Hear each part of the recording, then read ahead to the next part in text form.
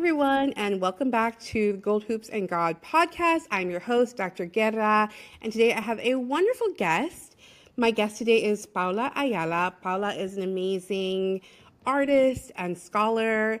Her scholarship is around Sonic and Central American studies. In addition to being a scholar and artist, she is also a community worker. She was born in Los Angeles and raised in the Central Valley, around Fresno to be specific, and she is Salvadoreña. So, hi, Paula. Hey, Dr. Guerra, thank you for having me. Yes, it's good to have you. I'm so excited to talk with you. So, thank you for joining us on the podcast. I'm really happy that you're able to be here today and talk with us.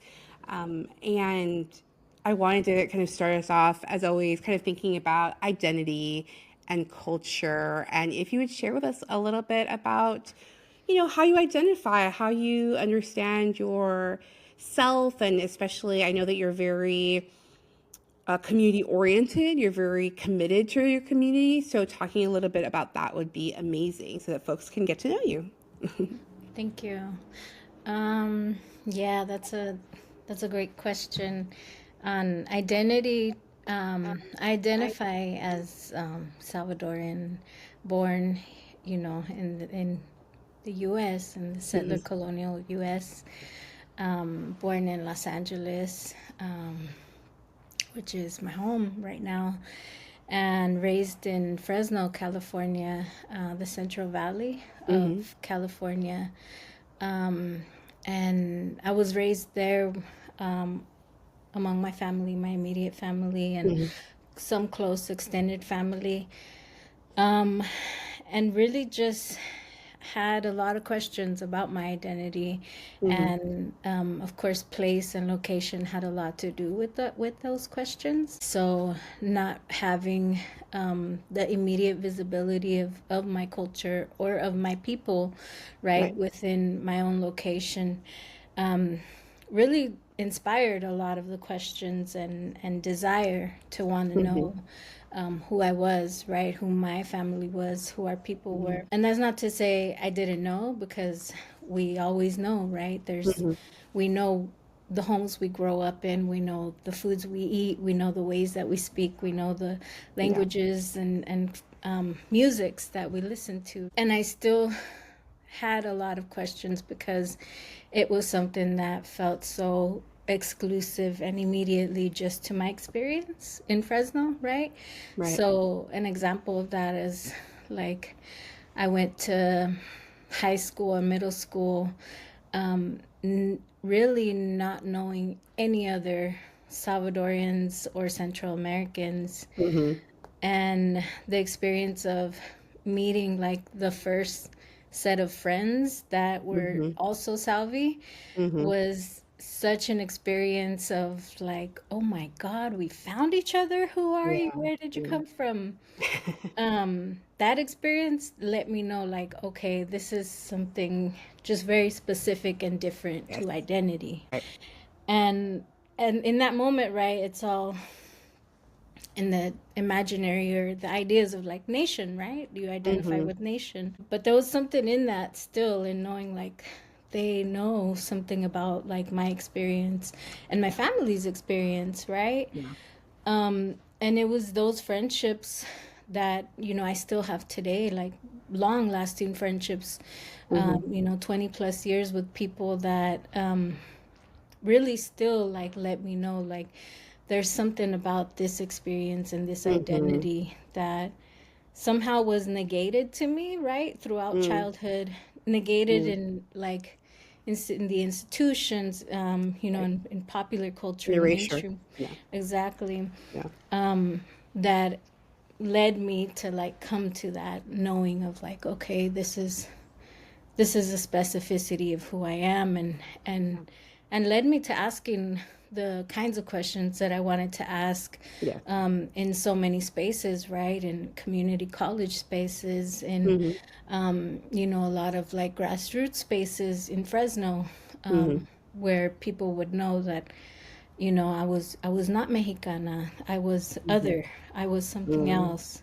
And so I guess asserting that, or like asserting that and um, embodying that, knowing that that's your place, it kind of shapes you to Yeah. ask ask certain questions. Um, and so identity has been, it's just been such a, I guess it's still something I'm like allowing to unfold Mm-hmm. in my life, but I'm also allowing to like guide me as far as the questions I have. And um, I I'll give this little anecdote. I was in a class in a community college at Fresno City. It was an art history class, Mm-hmm. and it was art history of Mesoamerica. Mm-hmm. And I remember really specifically the professor in that class asked the question of the Olmec statues Oh, right. Mm-hmm. that are found in Veracruz. Mm-hmm. And the professor's question was, um, it was a question that bothered me. Like, the question was, so who are these people? Where are they? Where did they go? Who are, Mm-hmm. kind of posing the question through this very, like, very Eurocentric, white, in the Mm-hmm. past lens of like Mm-hmm. those people in the past, where are they? Right. From centuries ago that are not relevant, that are kind of like, part of our history books and not living or, yeah. I get what you're saying. Totally. Totally. Exactly. And mind you, like I'm not from Veracruz. My family's not from Veracruz. But the question bothered me. Yes. Because we understand that that's not a fair representation or consideration of, yeah, of the Olmecs or anything Mesoamerican. Yeah. Yeah. Absolutely. Yeah, there's that like relationality to like, Sure. oh, this is the treatment, that folks Right. from these non-peripheral places or these Mm-hmm. non-central places, Mm-hmm. peripheral places get, right? At that time, it was really interesting. I had just returned from Veracruz. I had been there for some time, and I had gone to some of the places that she mentioned. Oh, wow.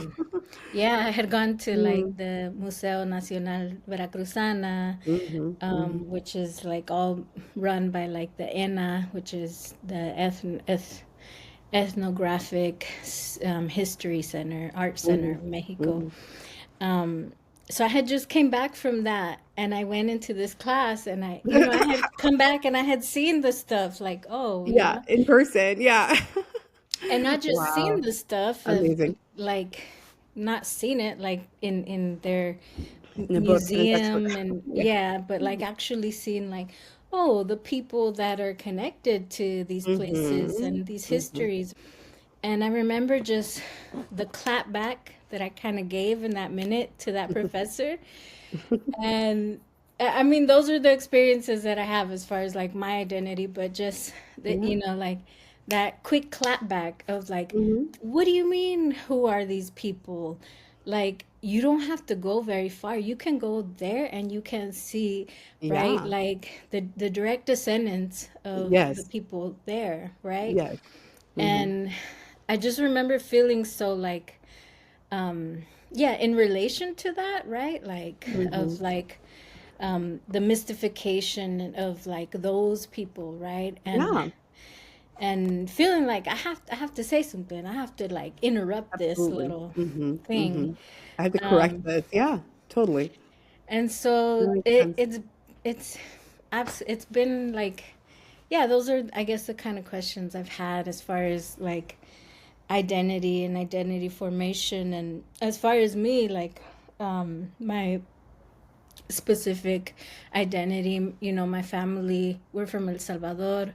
My mother and my father were from the coast, so I Mm. always kind of think about like the influence of like the coast and the waters, like Yes. on Mm-hmm. my family, on my people. Mm-hmm. And so I think a lot about like just how the industries of the water, shrimp fishing, or like Right. swimming and boating, all of Mm-hmm. that is really like prevalent in my family. Mm-hmm. Like I see Mm-hmm. it.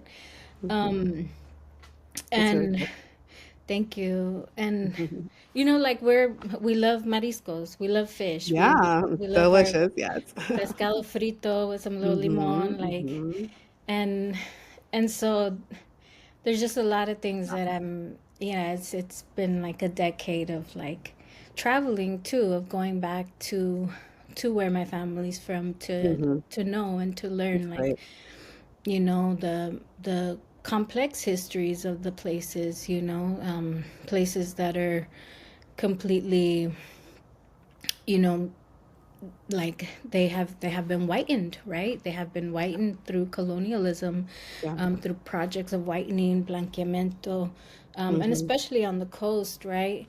And also where you see like the very like intricate complexities of like race, Oh blackness, yeah. Mm-hmm. indigeneity, Mm-hmm. Asian ancestry, Mm-hmm. it really specific to like regions on the coast, Yeah.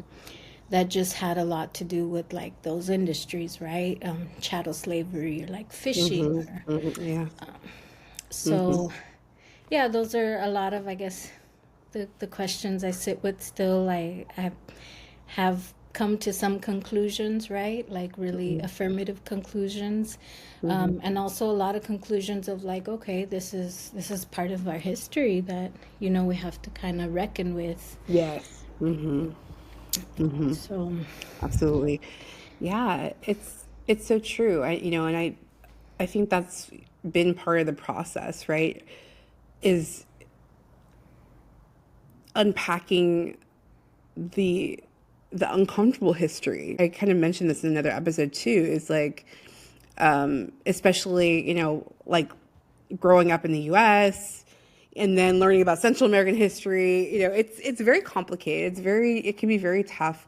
Um, yeah, I mean, I would love to spend more time in Guatemala, but when I've gone, it really has put things in perspective. Honestly, it kind of helped me understand my family more. On my mom's side is Guatemalan, my dad's side is Ecuadorian. I've mentioned this a couple of times in the various episodes, but to put it in context, right, as far as my identity, yeah, it's very similar. Like I didn't know very many Central Americans at all growing up in LA. It was predominantly Mexican American, and so similar, very similar as far as like meeting other people and being like, oh my God, you're Costa Rican. Oh my God, you're Salvadorian. Wow, that's so cool. Because they are different. Like these countries are different, and I think a lot of times, everyone wants to sort of like put everyone in the same quote unquote melting pot yeah, and blend us all together into one melting pot of like Latinos or Hispanic. And it sort of takes away the uniqueness and I would say the beauty of each country. Like each country is unique and has its own way of doing things and foods and music and all of that. So yeah, I appreciate you sharing, no, thank you. Paula. It's really cool. Very cool. So speaking of kind of like sound and, we think about music and sound is very much part of our culture. Would you like to share with us a little bit as far as like either your research or how you kind of got inspired into working on the sonic aspect of, Central American? Yeah. Yeah. Yeah, I think, I'll say first of all, just a disclaimer. Mhm. It was never in my agenda to like be a scholar. Like it was Oh, never, interesting. yeah, that was never a path I like sought. It was a part of And the plan. it wasn't part of the plan. I was like, oh, Right. I'll go be a teacher, which we are. Like at the end of the day, we're teachers, right? Yeah, yeah. Um, and and I just didn't. I don't know. It wasn't something that I thought like, oh, I'm gonna research this Mm, thing that I really mhm, love.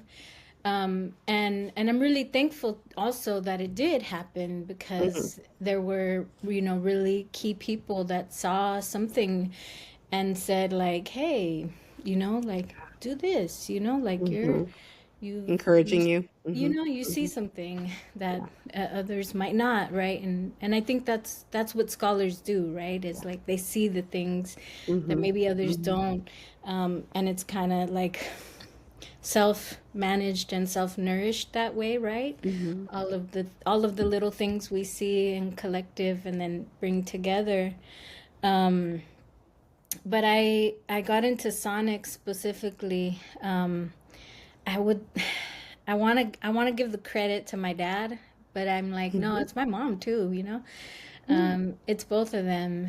And I think about it this way, like my dad has been the musician in my Hmm. life, like the musician, you know, to sing the song that needs to be sang at whatever mood is Love it. happening in the house. And my Hmm. mom has been the either the one that moves her body, and like her Hmm. body is in reaction to that Dance. sound, Yeah. Love it. so the dancer, or this also like the singer, like she has a really beautiful voice that nobody really knows about, but if you're there on a Saturday morning you can hear her You humming, might and hear you're it. like, Yeah. I love it. oh, It's you know. beautiful. So it's really, So I cool. think, Hmm. them, you know. I They really planted do that have, seed. Hmm. yeah, I Hmm. have to credit them as like, Sure. you know, Yeah. they instilled that for me as a child. Like just, you know, music has been so, you know, key and instrumental. And my Hmm. dad plays guitar. Um, he's a self-taught musician. You know, he's taught me like some things I know about as far as listening, deep listening, like Hmm. Hmm. really listening closely to sound, like Hmm. listening to chords and like Hmm. emotion, you know, that are tied to those chords. Wow. And then just listening to lyrics too. So Hmm. lyricism just being so central in my family as far as like Hmm. the poetics of song, right? Yes. The poetics and the way we signify those meanings. So, you know, as a child, like my homework for my dad, you know, my dad would give me homework, and it was homework that was made to like help him learn English, to help him with his Oh, English, yeah. Mm. but it was homework so that I could sharpen my writing. Mm. And so the homework was like I had to listen to complete albums by the Beatles, and I had to write songbooks, like whole songs. Oh my goodness. And so I know The those songs by Beatles. That's heart so because of great. that, you know? Yeah, yeah, of course. And yeah, that's just one of like the Amazing. first, you know, one of so many experiences like that that lets me know, like, yeah, this is kind of my path, you know, like I've been listening to Yeah. music as a child. I've tried my hand at like singing and singing along, Mhm. and I Mhm. love it. And I'm not a professional, but I love to do it. I love to create it, you know, spontaneously, a little more like structured, which Yeah. is a whole nother like level of creating music. Mhm. Um, but I think that's what all just called me into this. Like, Mhm. okay, I'm gonna go deep into, you know, really understanding what sound means for Central Americans. I love it. I love it. I love it. Yeah. Oh my gosh, there's so much there that I want to touch upon. It's funny. I do think to a certain level, events in our life or the people in our life, they really do kind of guide us. Maybe even not intentionally. It's I don't even know how to explain this, but yeah, the fact that like from a young age, like you're really exposed to music and lyrics and things like that, and that has turned out to be like your path, you know, it's amazing. It's Yeah. very cool. Yeah, music has always filled my home. My parents don't play instruments, but definitely like salsa dancers, you know, playing marimba music, you know. I DJ'd for KXLU for a little bit for Alma del Barrio, so salsa music. Yeah, it's so good. I love, you know, shout out KXLU, Alma That's del Barrio. cool. Yeah, and so, yeah, I mean, music, I don't know, music, I definitely agree with you 1,000%. Music is so powerful. Music is so attached to memory. Oh my God, to this day, like there's a song, a song will play, let's say from the early 2000s, and it will literally bring like a flash memory to me of, being in the car with my friends and like listening to Missy Elliott or something. It just like brings up those memories. It's so powerful. And then the lyrics too, like that's another added layer. It's like, um, the poetry of it, I think, is really amazing. Yeah, I love it. I love it. Yeah. I'm gonna teach me some of your DJ skills I know, too. right? Oh my Yes. God. Yeah, music is amazing. DJing is fun. Definitely. Yeah. Definitely. Yeah. Cool. And so, yeah, I love that. So I'm curious. So in the podcast, we've also kind of touched upon this question of language, right? And so for many Latinos, Latinx folks, the question of Spanish, right? It's a little bit of a touchy subject. And so I'm curious in terms of, we're focusing on music. Do you have, let's say, like a preference for music in Spanish or English or other languages? Does it communicate something different to you? If that kind of makes sense, like, what do you think, Paul? Yeah, that's a good question. Dang. It's a hard it's a blended one Mm. because I listen to a lot of I listen to house music. So Me too. I love it. yeah, so house music, there's a lot of house music that doesn't even have lyrics, you know? It's all beats. Yes, It's exactly. It's all just just like like the pulse, right? It's all that vibration and pulse, and energy. Totally. absolutely, Hmm. yeah. Hmm. Like beat, rhythm, tempo, Hmm. speed. Hmm.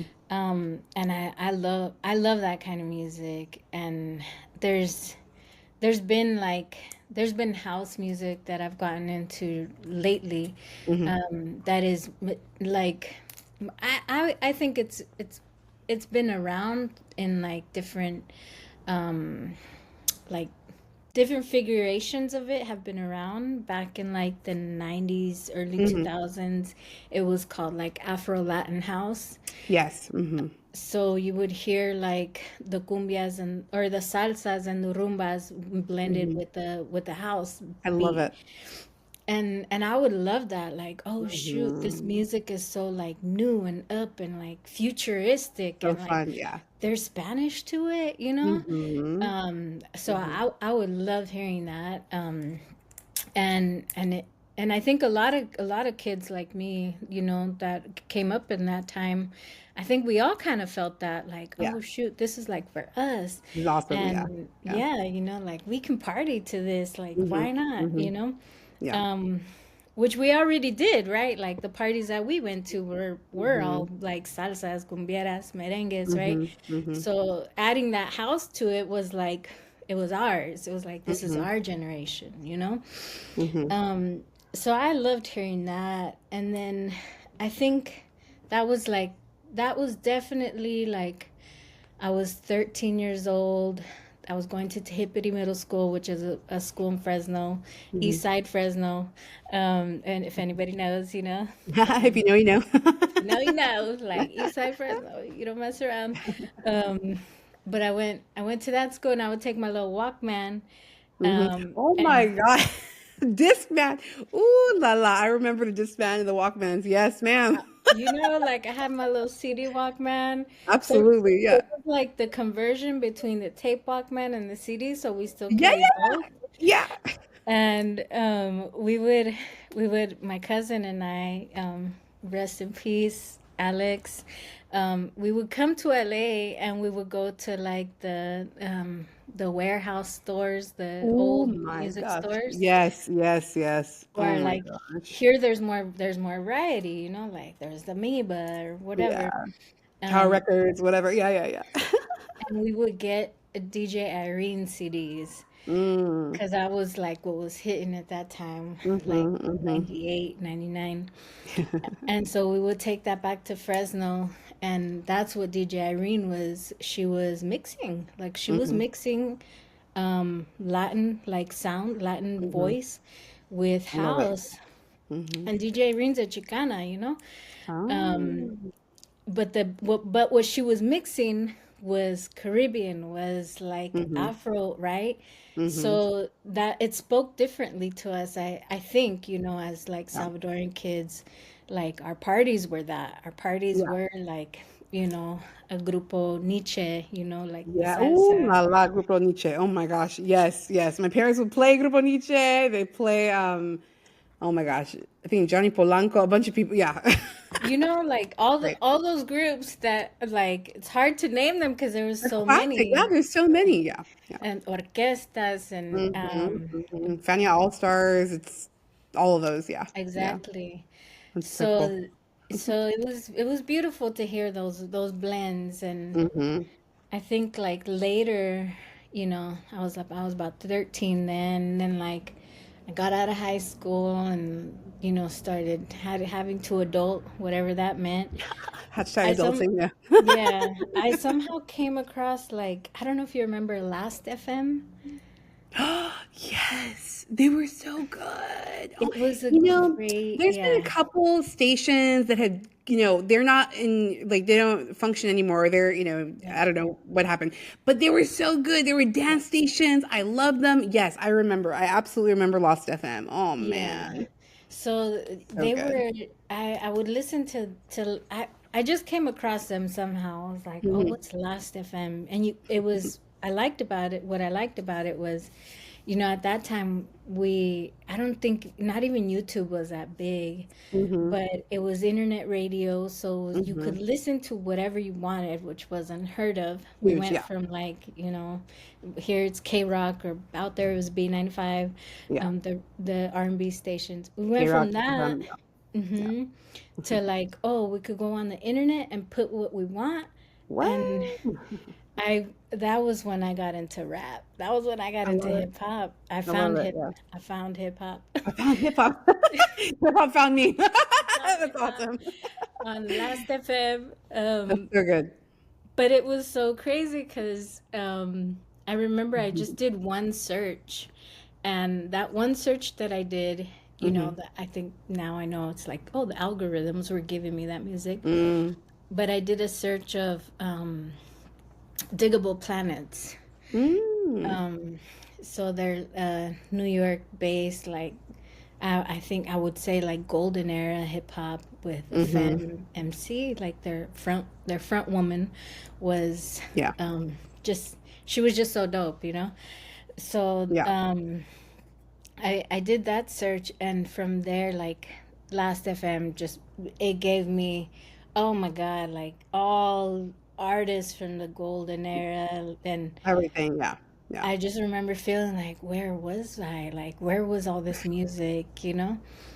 And That's so that cool. it's crazy to think about, like 20 years ago, like Yeah. that's we were The time. discovering the internet. The time has gone by. No, it's true. So like I listen to a little bit of everything, honestly. Like I listen to salsa music, I listen to classical, I listen to like rap, you know, um shout out Megan Thee Stallion, Young Dolph, like, all those people. Um but some of the music that I love the most for sure is like techno house, like Rufus Du Sol, um, you know, I'm trying to think of who else. Steve Aoki, right? Like these kind of like EDM DJs, etc. But Right. it's true, like so music in Spanish has really been a big part of my upbringing. So Celia Cruz, forever queen, forever queen of salsa. People like La India or Manu Chao, and I love Manu Chao because he sings in different languages. Like he'll sing in French, he'll sing in Spanish, like in English, different languages. And like flamenco, like Camarón de la Isla, has always Mhm. been like a big favorite of mine too. Yeah. And it's funny, I was thinking about DJs. There's a young woman, I think she's here in LA, I want to say. Her name is DJ Livia. I don't know if you've come across her. Like Oh, she's really kind of like gotten popular. Like Snoop my Dogg goodness. knows her. Like she's pretty recognized now. And it's so cute. I think her tagline is like, I make DJs practice or something.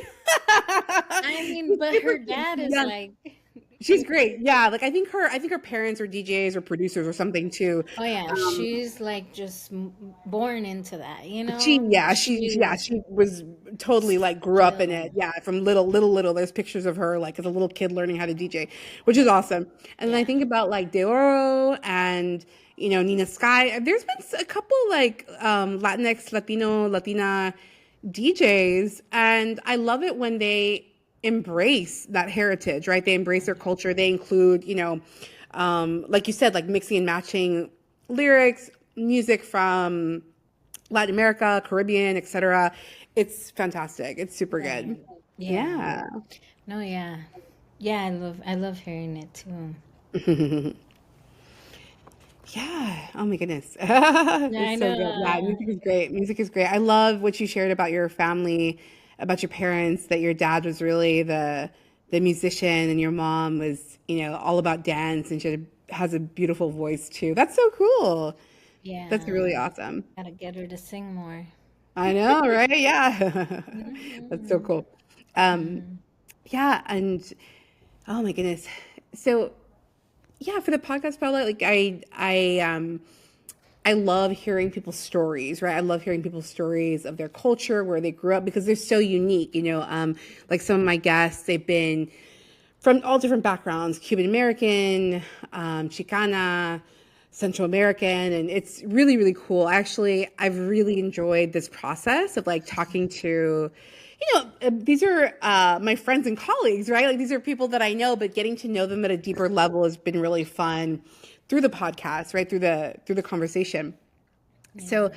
I would love to hear if you wouldn't mind sharing a little bit as far as, like your perspective on like spirit, right? So very broadly speaking, kind of like religion, faith, spirit, as we know, Christianity's kind of been huge, obviously, right? That goes without saying, hugely influential, right? Christianity's been hugely influential throughout Latin America and the Caribbean, with mixed with mixed results, across the board. But yeah, I'm curious, kind of like how you envision that or how you navigate those questions. Yeah.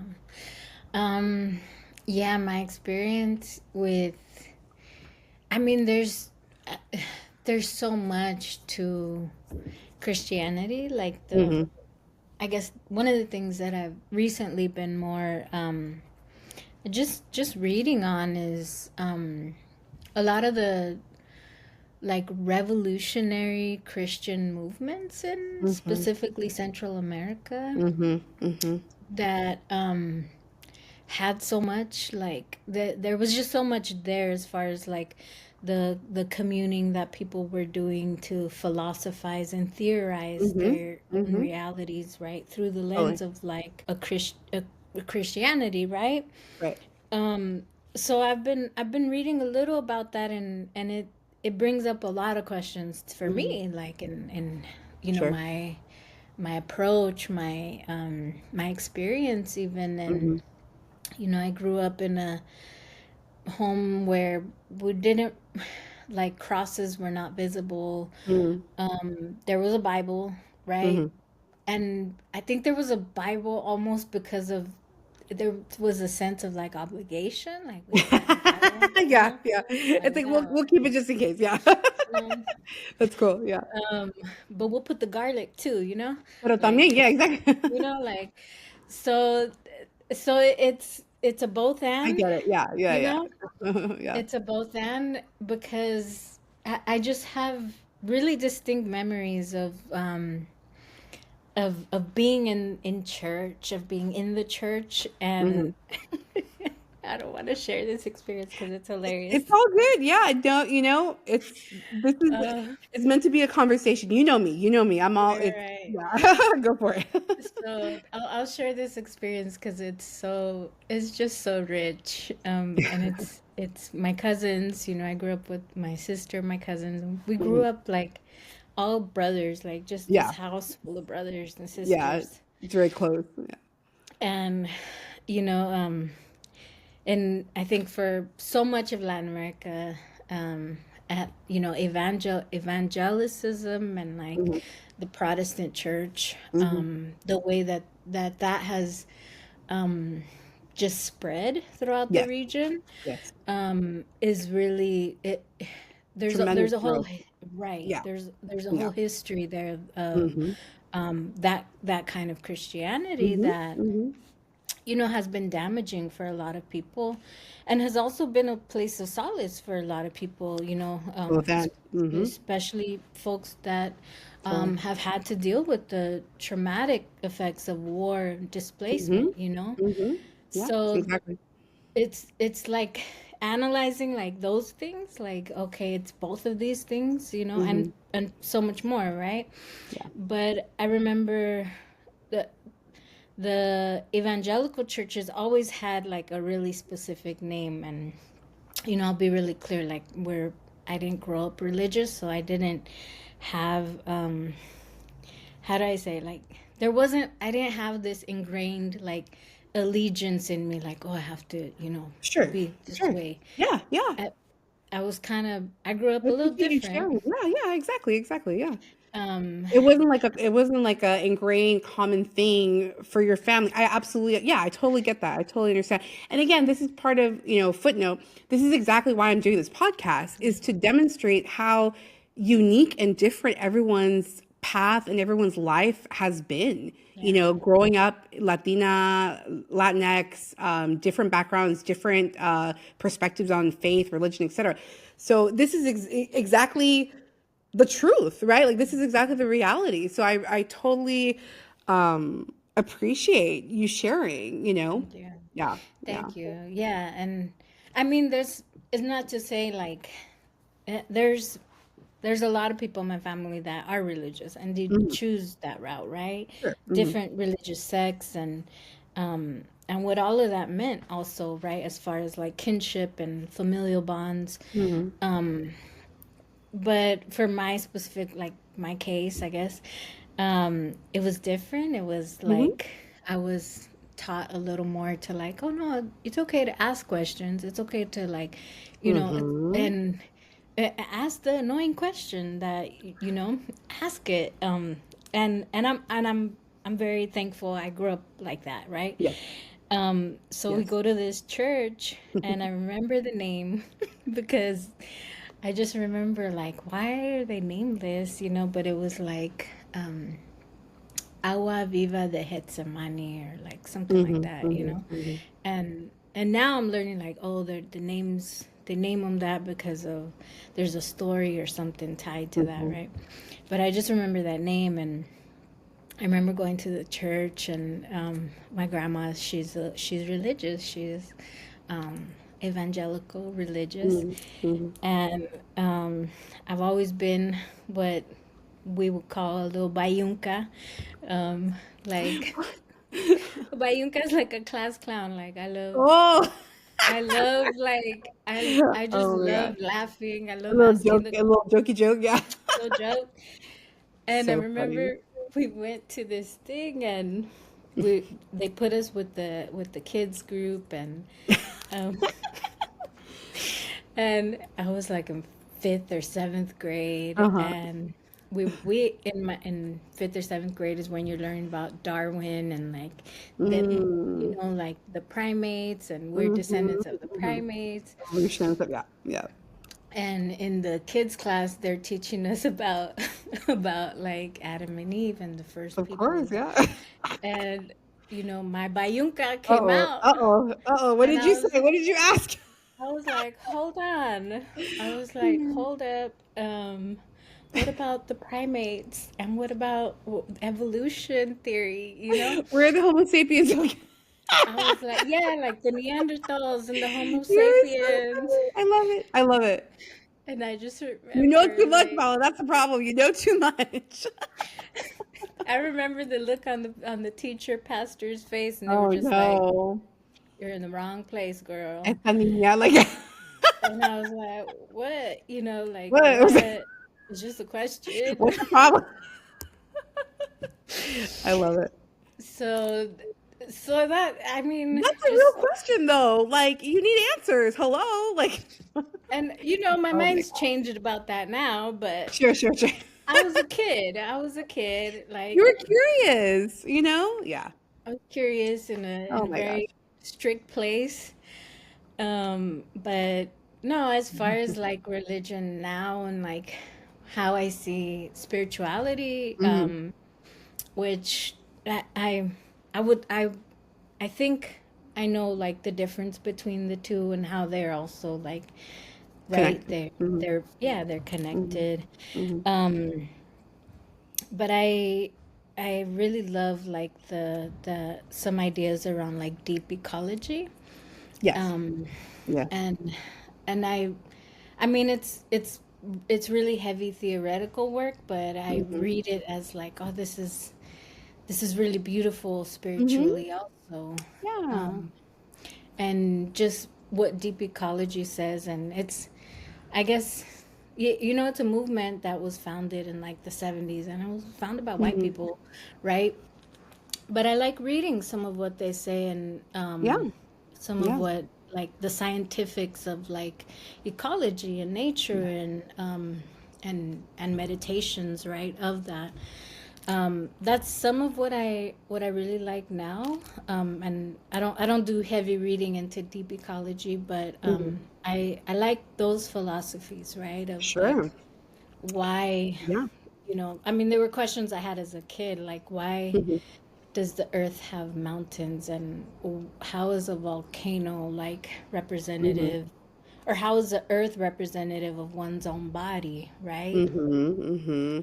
Yeah, and even, I mean, we can even take it a step further, thinking about the connection between the treatment of the earth and the treatment of women, right? Women's bodies, so I'm thinking of someone, I believe she's Brazilian scholar, theologian, Ivone Guevara, who talks about this, right? Who talks about how, things like feminicide and just the pillaging of the earth are very deeply connected. Those are connected. It's patriarchal, it's misogynistic. Those are that exploitation, the Right. exploitative aspect is very one and the same.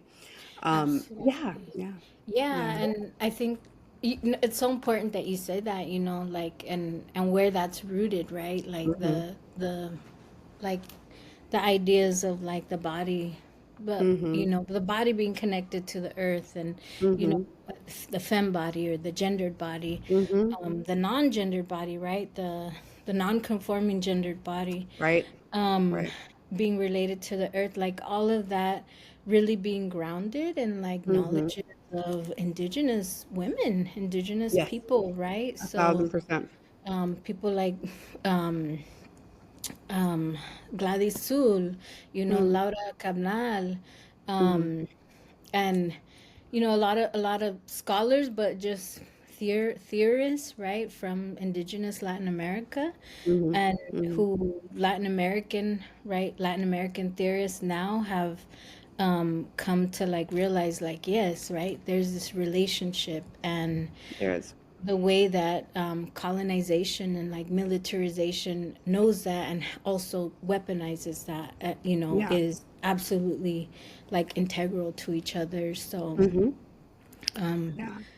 yeah, and I think that's kind of where my, I came to that, like the deep ecology stuff, in my like early 20s, 18, Hmm. 19. I've just found a book and I was like, this is so cool. Like, I love Yeah. this. Yeah. Um, and then later it was like, I read Gladys Sul, and it was Hmm. like, oh, there it is again, like, It comes up again. Yeah, totally. And I really appreciate what you said in terms of like thinking about Central America and specifically El Salvador. I mean, my gosh, Latin American liberation theology, Archbishop Oscar Romero has been so influential.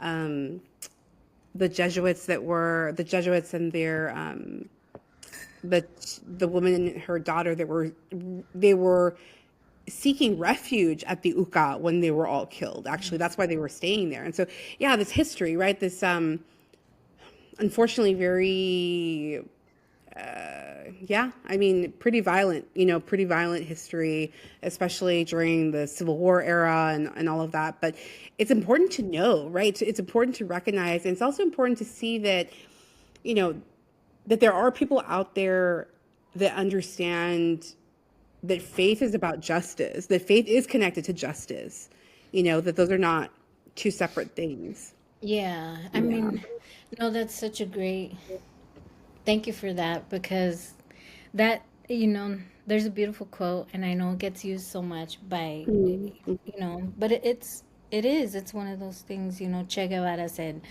um, el- la, love is that also. Like, you cannot think about love if you're not thinking about justice. So, Right. like, the same correlation you're making about faith, I Mm-hmm. think is there too, like faith or belief or hope, Yes. some have called Mm-hmm. hope, Hope. critical hope. Mm-hmm. Mm-hmm. Like, what is that that's propelling that desire for, what we envision as just, Mm-hmm. and it can be all of those things, right? It can be love, it can be faith, it can be hope, it can be like just critical rage too, right? Yeah. So, And yeah, yeah. And you know what? I fully believe that there's a moment for each of those things. I don't think that being quiet and silent is always the best strategy. Sometimes it is, right? Sometimes for protection, sometimes for safety, that is the right strategy. But other times, being disruptive is necessary. And I think, again, it just kind of, it depends. It all depends on the situation. And, obviously, like, people are in a varying degree of like precarious situations to where they can risk or not, right? In terms of speaking out and things like that. But yeah. yeah, yeah, it's a lot. Mm, Yeah, no, wonderful. There was an article that you reminded me of, hmm. and it was a really heart-wrenching, just really heart-wrenching work that came out. Um, and I have to look back to it again, but Hmm. it's this exactly, how, um, and the cases of like the Ishil women in Guatemala, that fought against the sexual violence that they experienced, right, at the hands of the military, Hmm. under the pretext of like displacement and usurpation of land, right? Right. So like that knowledge and that correlation to like the body to the land has Hmm. existed, right, has Hmm. existed in Hmm. in this region, for so long.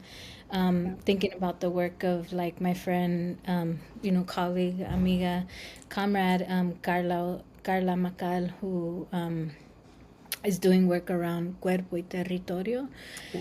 Mm.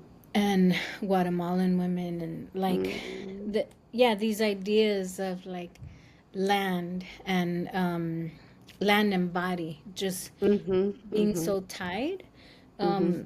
like how they have existed and how our experiences, right, as like children of refugees, children of Mhm. diaspora, children Yeah. of immigrants, Yeah. have really like intentionally we've been kept away from knowing that, right? Mhm. Yeah. There's like Exactly. that's by design. But True. we're I think there's people, and like yourself, so many people that we meet in this world that inherently or intrinsically know that and like seek Mhm. that Yeah. knowledge, right? Yeah. So yeah, yeah, it's a lot of work, right? That is still kind of being well, it's not kind of, it's still being uncovered, unearthed, Mhm. Exactly. yeah, the violence as well as like the Yeah. like people's resistance, right? Mhm. Mhm. It's true, and that's why I think, representation, having people who, yeah, like kind of like what you're saying, almost like intuitively know that this is true and that this continues to happen. I think it's so critical to keep saying it. You know what I mean? Like keep saying it, keep saying it, keep saying it, because it's true. It's so easy to like sweep it under the rug, to dismiss it, especially if it's like one or two. It's like, oh, they're making it up. It's crazy. They're exaggerating. It's like, but when you have a chorus, right? When it is well documented and you have a chorus of people saying, like, this is wrong, like this injustice or violence is still going on today, we cannot be ignored. We cannot be Right. ignored. So, yeah, Absolutely. Yeah. yeah. Yeah. Oh, Paul, this is Yeah, amazing. no, It's thank you. always amazing to talk with No, you. likewise. I love talking with you, my dear. Um, yeah. Thank So, you. Yeah. yeah, like as we kind of wrap up our session, and yeah, again, like in the spirit of the podcast being a source of empowerment, I always want to leave my listeners with like a little pearl of wisdom or advice, or like a cool takeaway as they're listening to the session. And more and more, I really am convinced of how important it is to honor our inner niña, or like our inner child, our little me, right? Like little me. I think it's so important. And so that's why, like, I've been kind of closing the sessions, or closing the interviews with that question of, if you could go back in time, what would you tell your younger self? What would you tell little Pao, in terms of like words of wisdom or advice, or it can be in general, like what advice would you give to young Latinas today? Yeah. Um, I would say I'm gonna speak to my 8-year-old self. Okay. Hmm. Um, I always had like I guess that complex, is that what it's called? Hmm. That complex that I was the bad girl. I was the bad kid. Hmm. And I had that complex for a lot of reasons that you said today, like, you know too much, girl. You know too much. So Too you get, smart. I know, like, and I'll get treated that way, like, Mm. like, girl, just shut up already, But I would tell myself, like, don't shut up. Don't shut up. Say Keep it. keep Good saying for, it. yes, And yes, keep yes, yes. asking it. Keep, Yeah, keep like, asking. Yeah. it can make everybody uncomfortable, but somebody's gotta say it. Yep. Yep. Um To say and what needs to be said. Oh my gosh, I love it. Amazing. I Mm-hmm. wasn't like a Mm-hmm. bad kid, like in No, you were terms of, just calling it out. I had good grades. I was There like, you go. I was Yeah. smart. I was Yeah. smart. So I have good grades, and I liked, I was artistic, and I liked, cutting stuff and drawing and all of Creative. So dancing. creative. So So good. I was like, I was good at those things, Mm-hmm. Mm-hmm. but as soon as I opened my mouth to ask a question, it was like, man, everything went down the drain. Oh no. So I would tell myself, like, girl, don't worry. Like, Oh those are my the God. haters. Those are the haters, Those are, or it's people that, how can I explain this? Or it's people that are not ready to speak the truth, but you already see it. It's like, I'm seeing it already. Like, I see what's going on. Like, you can't fool me. That's the thing. I think that's part of it too. It's like, you can't fool me. Like, I see your game like already. Oh my it's a gosh. I hard love it. I love it, position, Bob. You but know, I think that is amazing. I agree with you 1,000%. Yeah, to exactly that, right? Like, to not afraid to be bold, to not be afraid to be outspoken. And it's true. I do think that little girls, young women are put down a lot for being outspoken, or put down for asking too many questions, or speaking their mind. It's like, no, no, no, shh, like, oh, what is that saying? Te ves más bonita calladita, or something to that effect, right? No, man. Yeah, it's not cool. It's not cool. we So, did not have that in my house. And I grew up with boys, like my boy uh-huh. cousins, Good. Good, good, good. Yeah. and girls, and really Outspoken. strong Strong girls. girls. Yeah. That's awesome. Mm-hmm. Mm-hmm. Mm-hmm. Mm-hmm.